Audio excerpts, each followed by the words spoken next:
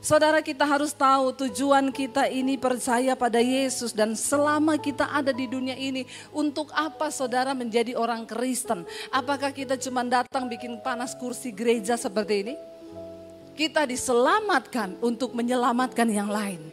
Kita dipulihkan untuk memulihkan yang lain. Dan saya sangat percaya, saudara, ketika hari-hari ini kita bergerak bersama memberitakan Injil, inilah waktunya memberitakan Injil.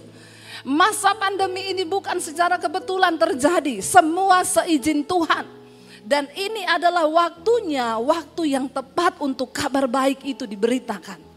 Saya bersyukur saudara, kemarin saya baru pulang dari Amerika, makanya saya kangen sama jemaat di tempat ini. Tapi maaf tidak ada oleh-oleh. Ya, satu hal yang saya lihat Tuhan itu dahsyat ya. Saya tuh tidak pernah bermimpi, nggak pernah pupuslah harapan saya ke Amerika, karena udah berapa kali ngurus visa ditolak terus. Mungkin karena nama saya Basir, jadi dipikir saya apanya Abu Bakar Basir, ya. Ya sudahlah, lalu tiba-tiba kenapa saya bisa datang ke Amerika? Yang undang saya tuh bukan gereja, yang undang saya itu jemaat Mesbah Doa, karena Injil yang saya beritakan lewat YouTube. Amin. Saudara lihat ya, kita tuh kan tidak pernah tahu dan kita nggak pernah menyangka bagaimana Tuhan bekerja. Bagian kita, lakukan bagian kita. Dari awal saya memberitakan Injil di media itu tidak pernah berpikir untung rugi. Tidak pernah di bayangan saya nanti dapat bayaran, saya nanti bisa kenal orang ini dari ujung dunia mana ke ujung dunia mana. Enggak ada di benak saya. Makanya saya bilang, kemarin saudara juga yang lihat saya upload di Instagram saya dapat hadiah mobil dari seorang jemaat Mesbah Doa.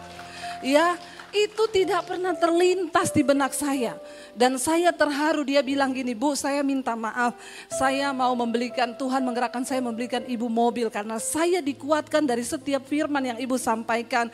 Dan saya dipulihkan, saya banyak diubahkan, kami satu keluarga diubahkan. Dan saya mau memberikan itu sebagai satu penghargaan. Ibu tidak mengenal lelah siang dan malam memberitakan Injil.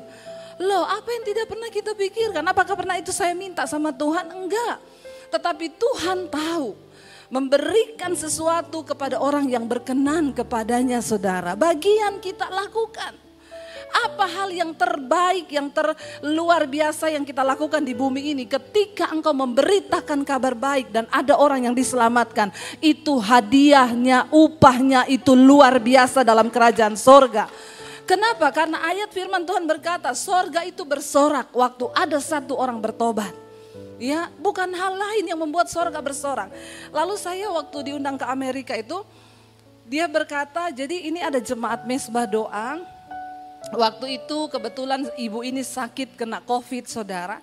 Dan dia merasa terberkati dari kesaksian saya waktu kena COVID satu keluarga. Lalu dia menelpon saya minta untuk didoakan. Lalu saya pikir ya saya cuma berdoa begitu saja.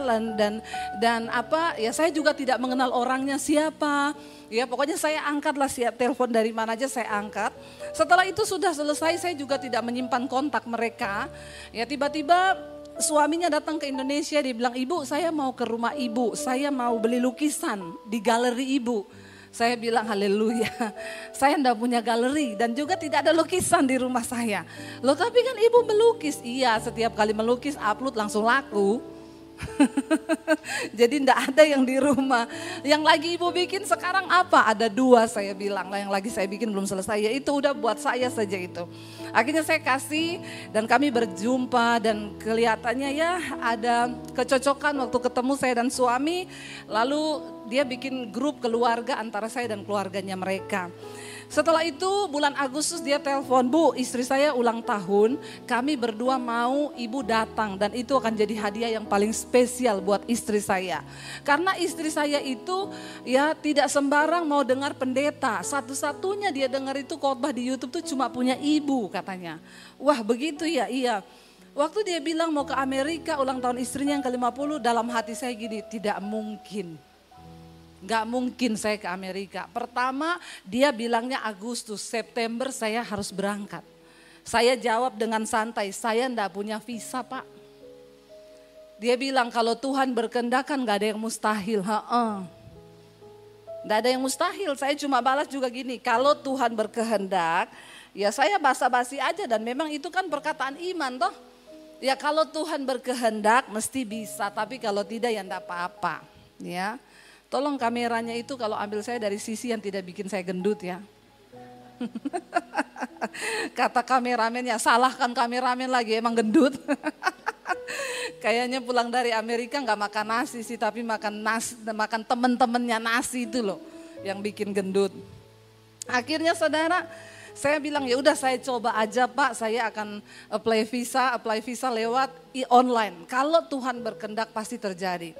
Kita coba apply visa saudara, bulan Agustus apply visa, lalu tulisannya jawaban dari kedutaan nanti Desember wawancara. Mau berangkatnya Sep? Ya tapi karena Tuhan berkehendak, akhirnya tanggal 19 Agustus saya dapat visa. Tepuk tangan dong buat Tuhan. Ya Tuhanlah itu yang bekerja. Akhirnya saya berangkat. Waktu berangkat saya juga nggak pernah telepon pendeta di mana terus Pak saya mau ke Amerika. Boleh nggak saya pelayanan di gereja situ? Nggak ada dalam kamus saya. Kalau Tuhan mempercayakan pelayanan, Tuhan yang akan atur semuanya. Kita tidak perlu meminta-minta. Waktu kita berkenan, jalan itu Tuhan yang buka saudara. Tiba-tiba saya kaget dapat WA, Bu dengar ibu mau ke Amerika ya. Bu nanti khotbah di sini. Waduh ini yang minta banyak sekali. Sementara di sana itu kan cuma bisa, saya tadinya mau berangkat 2 minggu aja Bu. Kalau 2 minggu nggak cukup loh. Mumpung sudah kesini loh Bu ya 1 bulan lah. Jadi bisa memberkati 4 gereja. Ya udah akhirnya ya tadi saya tidak setuju saudara. Akhirnya saya oke 3 minggu saja. Ya tetapi waktu besoknya kami sudah mau berangkat, PCR positif saya dan suami. Saya sampai kaget, saya PCR-nya di rumah sakit. Belum dapat surat dari rumah sakit, saya dapat WA dari Kemenkes RI. Ting, Debbie Basdir, Anda terpantau positif COVID. Anda tidak bisa bepergian kemana-mana, Anda harus diisolasi. Tinggal pilih mau isolasi di mana. Saya bilang sama suami, waduh surat dari rumah sakit kita belum dapat, memang Indonesia itu top. Di Amerika enggak ada kayak begini saudara. Ya, di Amerika tuh enggak ada peduli lindungi, enggak ada. Ya, saya di sana mamerkan peduli lindungi saya.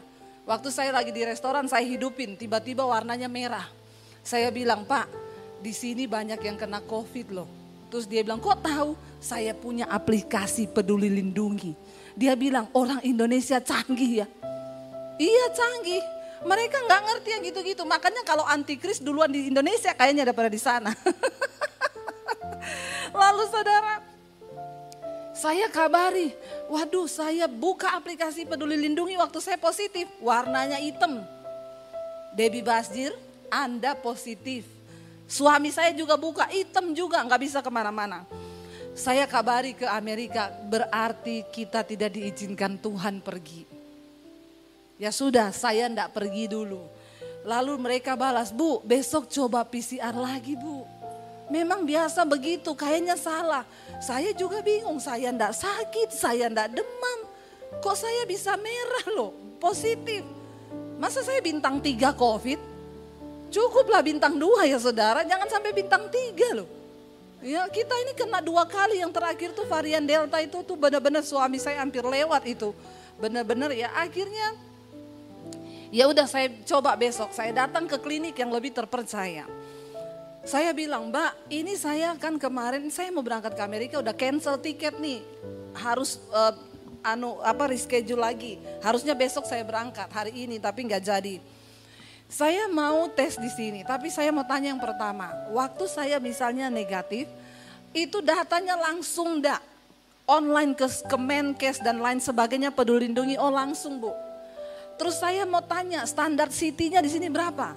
Karena saya yang di rumah sakit itu CT saya 38,5 hampir 39 itu positif. Dia bilang, oh kalau kita di sini standarnya itu 35 udah negatif kok Bu. Lah kok bisa beda-beda? Ya itulah negara berflower. Ya. Lalu saya akhirnya saya dites berapa jam kemudian negatif hasilnya dan saya cek peduli lindungi saya negatif.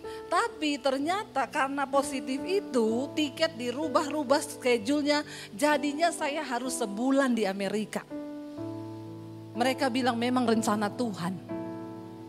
Supaya ibu 1 bulan karena tiketnya itu dirubah dapatnya karena kita dikasih bisnis kelas saudara, sorry ya.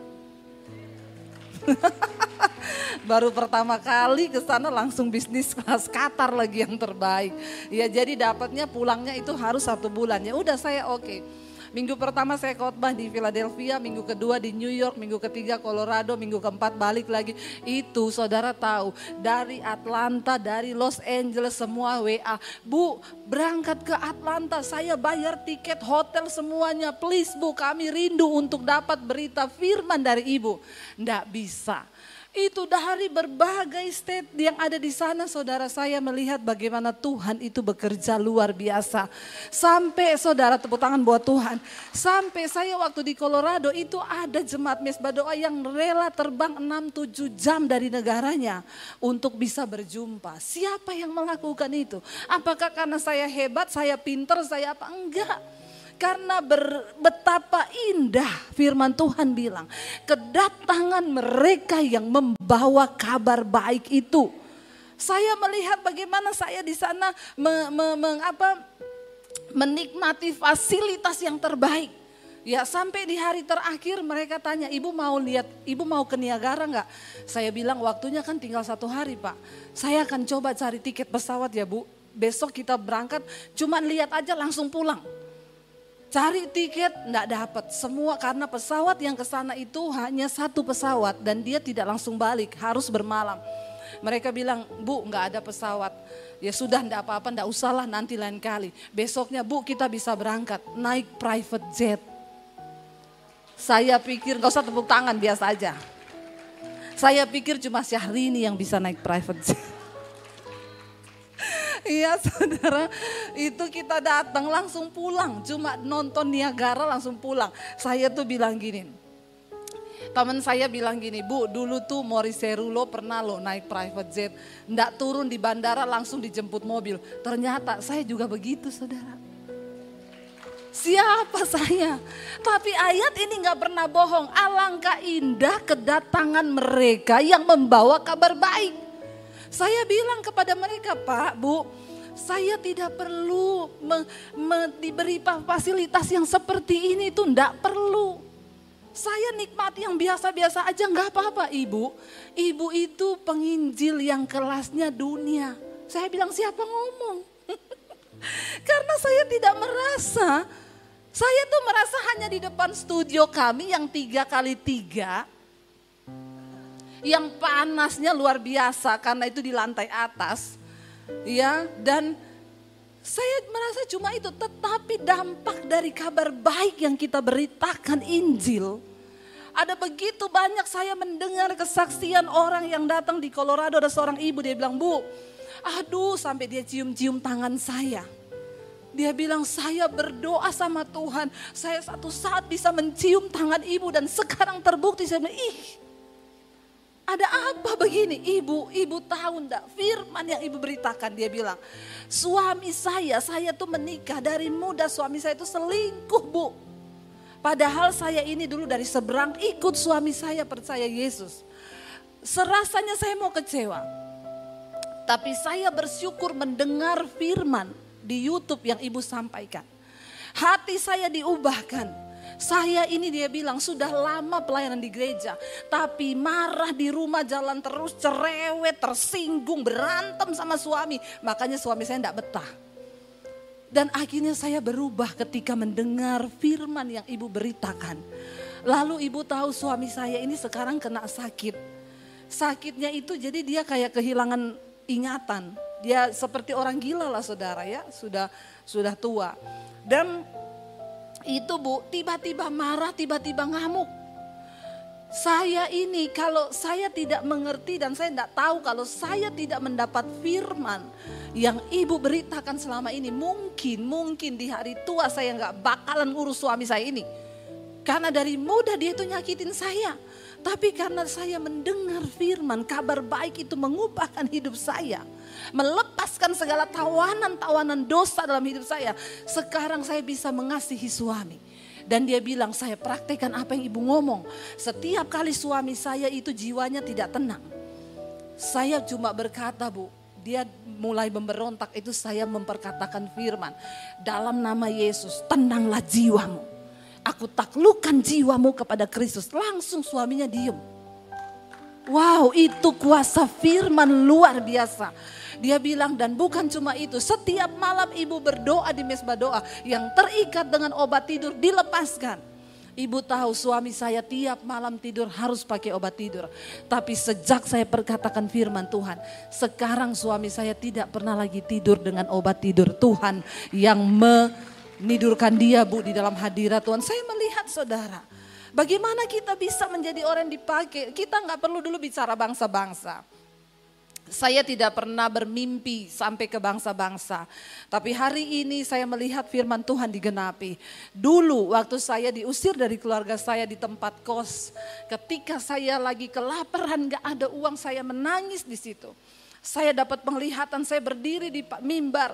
Dan begitu banyak orang, ribuan orang di bawah sana. Tuhan berkata begini, bangsa-bangsa akan menantikan pengajaranmu.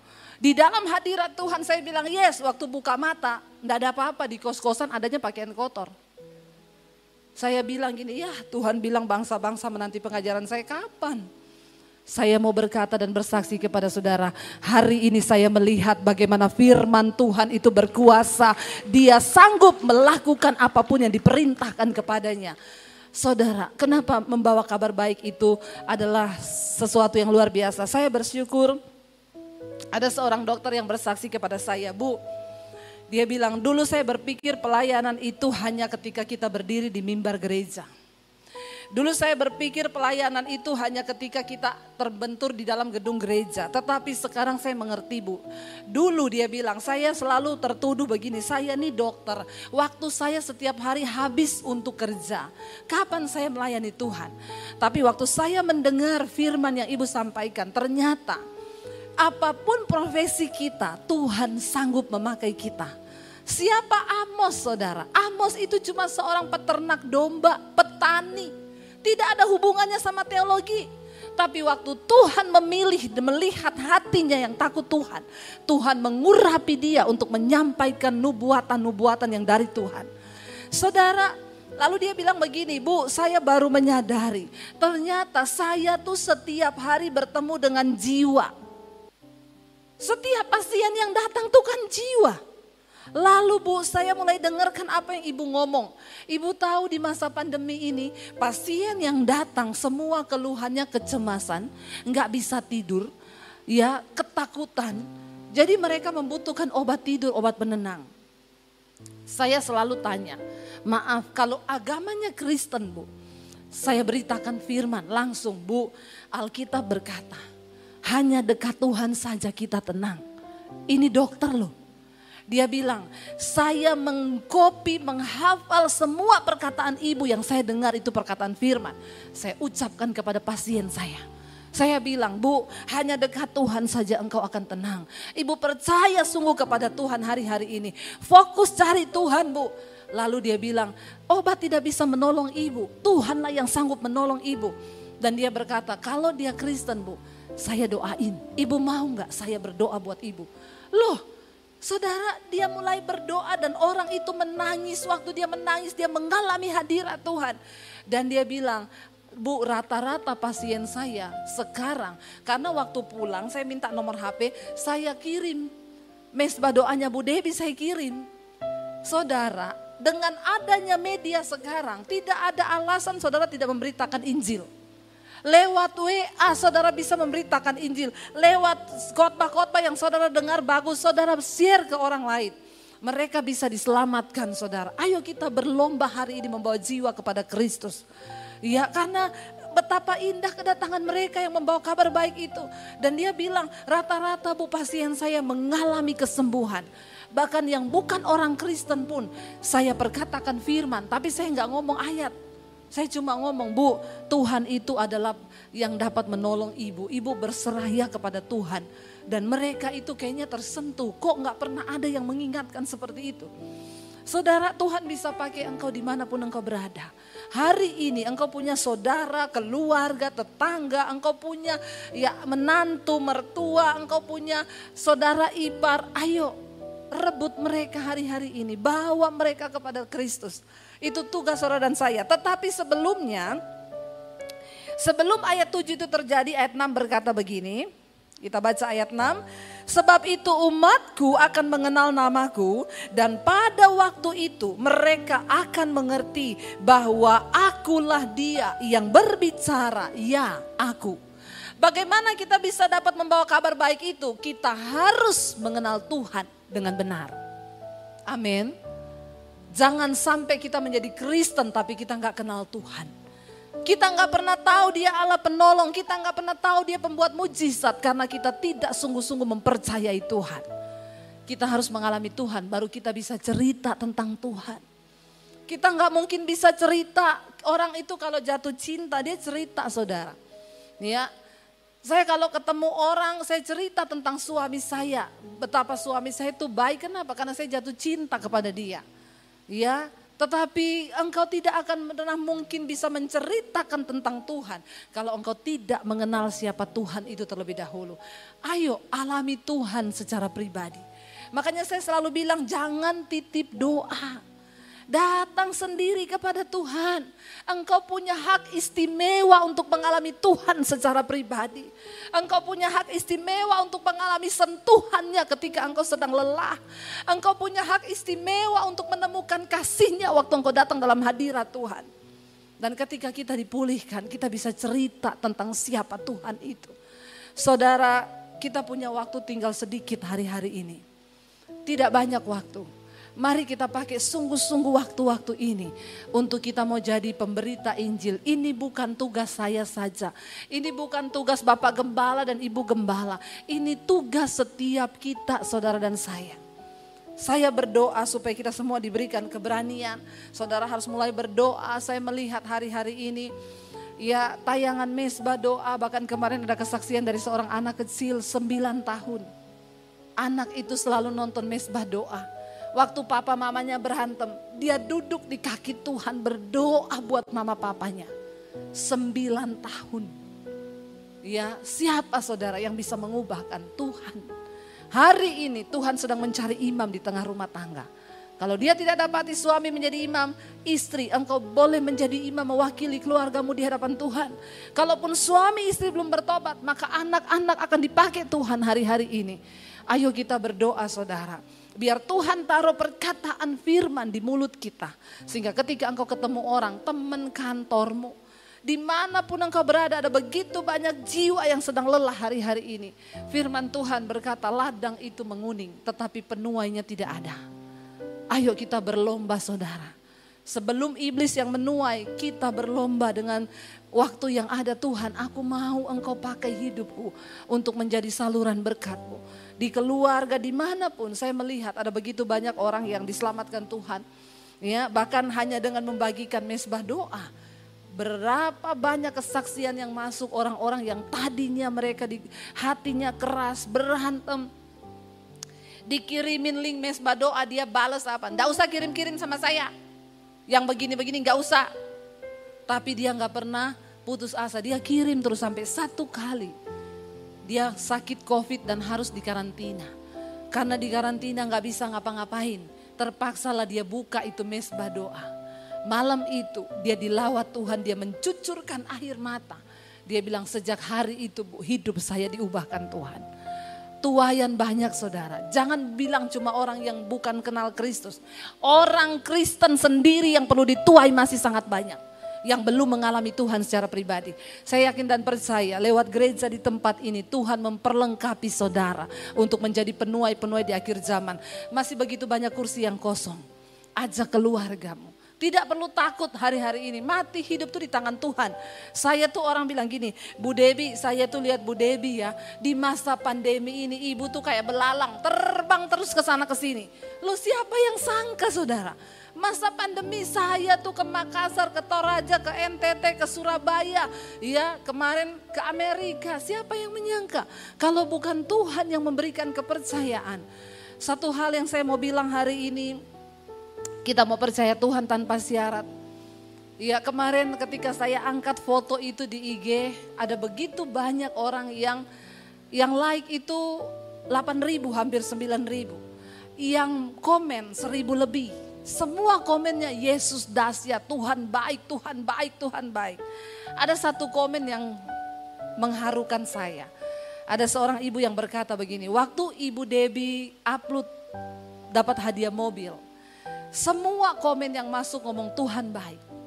Tapi mungkin hanya sedikit yang berpikir berapa banyak air mata yang sudah ibu teteskan ketika ibu memberitakan Injil dan mengikut Tuhan. Ketika kita ini mengalami yang baik, dengan mudah kita bilang Tuhan tuh baik.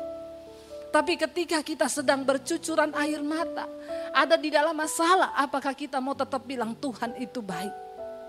Saudara, bertahanlah sampai pada garis akhir. Teruslah bertanding dalam pertandingan iman yang benar.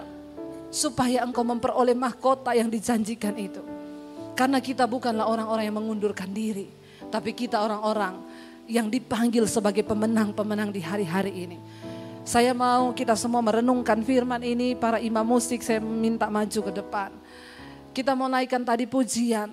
Kami tetapkan hati kami untuk tetap percaya tanpa syarat. Sehingga Tuhan juga bisa pakai kami untuk menjadi alat di hari-hari terakhir ini. Mungkin engkau sedang dalam pertandingan iman yang berat hari-hari ini. Tapi mari bilang Tuhan aku mau menang sampai di garis akhir. Sekalipun sulit mungkin untuk percaya. Mungkin engkau berkata keuanganku gak mungkin dipulihkan. Sakitku tidak mungkin dipulihkan. Bagi Tuhan tidak ada perkara yang mustahil. Waktu kita mau memberitakan kabar baik. Pertama kepada diri kita dulu. Baru kita bisa bawa itu kepada orang lain. Ayo kita bangkit berdiri bersama. Katakan pada Tuhan komitmen ini. Ku tetapkan hatiku untuk percaya. Yes Lord. Tanpa syarat. Takkan goyah. Ku nyatakan imanku untuk setia. Senangkan hati. Lebih lagi angkat tanganmu di hadapan Tuhan. Katakan. Ku tetapkan hatiku untuk percaya. Amin. Tanpa syarat takkan goyah. Takkan goyah. Nyatakan imanku untuk setia. Senangkan hatimu. Lebih lagi angkat tanganmu. Ku tetapkan hati. Katakan pada Tuhan saudara. Kami mau percaya Tuhan. Kami mau percaya. Tanpa syarat Engkau Allah yang sanggup bekerja di dalam hidup kami. Kami mau nyatakan iman kami. Kami mau setia sampai di garis akhir Tuhan. Amin. Biar jemaat saja katakan lebih lagi dari hatimu. Ku tetap. Biar jemaat katakan ini di hadapan Tuhan. Yes Lord Jesus. Kami mau tetap percaya Tuhan tanpa syarat. Tidak akan pernah goyah. Yes, amin Tuhan. Kami nyatakan dengan iman. Kami mau setia sampai akhir. Senangkan Engkau Tuhan. Amin. Terima kasih Tuhan. Terima kasih Bapa. Kami serahkan hidup kami Tuhan. Pakai kami jadi alat-Mu Tuhan. Mari angkat tanganmu saudara kepada Tuhan. Katakan pakai kami pakai hidup kami, Yesus, Yesus. Kami sembah Kau Tuhan, kami sembah Kau, Allah yang hidup, Tuhan yang ajaib. Ini hidup kami Bapa, ini hidup kami Tuhan. Terima kasih Yesus. Kami mau memberitakan tentang Tuhan, sebab tidak ada keselamatan di dalam yang lain selain di dalam nama Yesus Kristus Tuhan. Kami mau berpacu berlomba dengan waktu yang singkat ini Tuhan. Kami mau berlari Tuhan, biar Engkau dapati hidup kami berkenan di hadapan-Mu. Biar Engkau dapati kami mengenal nama-Mu. Biar Engkau dapati kami memiliki pengalaman pribadi bersama dengan Engkau. Tuhan, kami bawa hidup kami. Engkau yang sedang ada di dalam persoalan masalah hari-hari ini. Katakan, Tuhan, aku percaya Engkau sedang melatihku untuk berperang. Aku percaya akan melihat pembelaan dan penyertaan Tuhan. Aku percaya akan melihat kemuliaan di tengah orang-orang yang hidup hari-hari ini. Kami hidup untuk memberitakan pekerjaan Tuhan yang ajaib. Bapak, biar lewat hidup kami orang boleh melihat Kristus yang luar biasa. Hamba berdoa untuk setiap umat-Mu, jemaat-Mu, anak-anak-Mu, gereja-Mu Tuhan. Bapa, Engkau yang akan mengangkat hidup mereka. Saat kami hidup di dalam perkenanan-Mu, saat kami hidup benar dalam firman-Mu, maka Engkau yang berjanji Tuhan, dan Engkau sendiri akan menepatinya dalam hidup kami. Bukakan jalan di dalam pintu-pintu yang tertutup bagi anak-anak-Mu. Bukakan jalan Tuhan, sebab Engkau Tuhan yang sanggup membuka jalan itu. Biarlah kami punya kesaksian mengalami Tuhan yang hebat, supaya hidup kami boleh menjadi kesaksian bagi banyak orang. Bahkan bangsa-bangsa akan melihat bahwa kabar baik itu, firman Tuhan itu berkuasa menghidupkan, berkuasa mengubahkan. Bahkan firman-Mu sanggup menciptakan kembali. Bisnismu yang mulai hancur, perkatakan di dalam nama Yesus. Mungkin engkau kehilangan pekerjaan, perkatakan, aku tahu Tuhan sanggup membuka jalan yang baru. Tidak ada perkara yang mustahil, saudara. Angkat imanmu hari ini.